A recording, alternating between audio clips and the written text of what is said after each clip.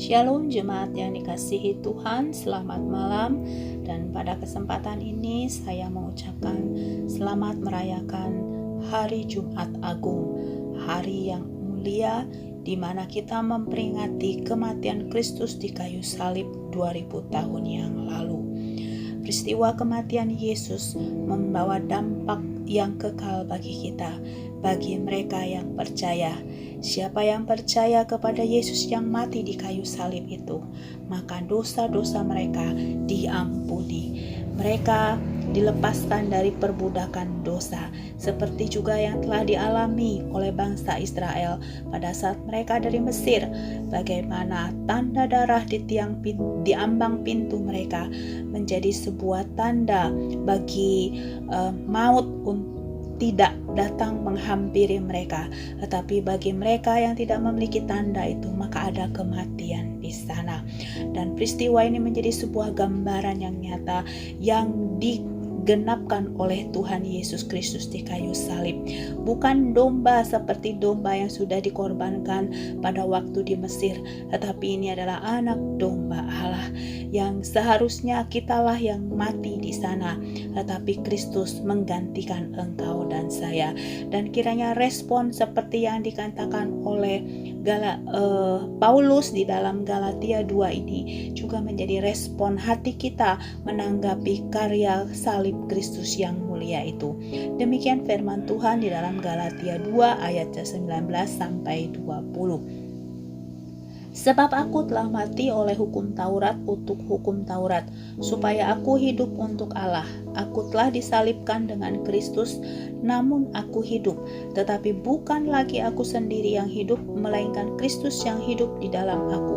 Dan hidupku yang kuhidupi sekarang di dalam daging adalah hidup oleh iman dalam Anak Allah yang telah mengasihi aku dan menyerahkan dirinya untuk aku.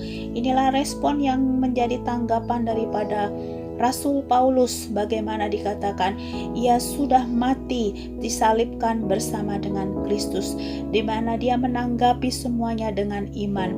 Dia sekarang hidup di dalam dagingnya, bukan lagi hidup untuk menuruti keinginannya, tetapi dia hidup untuk melakukan apa yang menjadi kehendak dari Kristus yang mengasihi dia, yang sudah menggantikan dia. Dan baiklah ini menjadi juga bagian kita. Marilah kita tiap-tiap hari memikul salib itu, yaitu mematikan dosa di dalam diri kita sebagai respon atau tanggapan kita atas karya yang sudah dikerjakan oleh Allah. Sebab selama kita masih mau hidup di dalam dosa, maka itu akan memisahkan kita dari Kristus, sebab dosa tidak bisa bersatu dengan Kristus. Tetapi puji syukur kepada Allah, dikatakan apabila kita mau mengakuinya, maka Dia akan mengampuni kita. Bersyukur kepada Allah yang senantiasa menyediakan pengampunan yang limpah kepada kita yang mau hidup benar, yang mau meninggalkan cara hidup kita yang lama dan memiliki cara hidup yang baru, yaitu keserupaan dengan Kristus. Sekali lagi saya mengucapkan selamat merayakan Jumat Agung.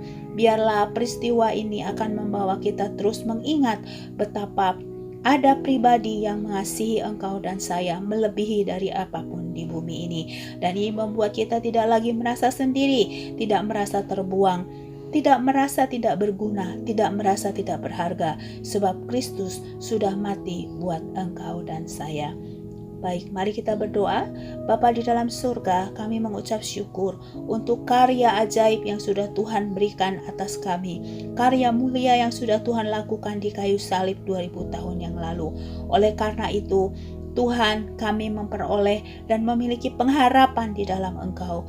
Dan Tuhan, sama seperti Rasul Paulus, biarlah kami tiap-tiap hari menghidupi hidup di dalam daging ini, di dalam takut akan Engkau, di dalam kasih kepada Engkau, di dalam iman kepada Engkau. Kami terus belajar untuk hidup semakin serupa dengan Engkau. Kami mematikan kedagingan, yaitu dosa yang mengikat kami, keinginan-keinginan yang bertentangan dengan Engkau. Namun kami hidup untuk melakukan kehendak Tuhan. Terima kasih Tuhan untuk Jumat Agung. Terima kasih untuk karya-Mu di kayu salib.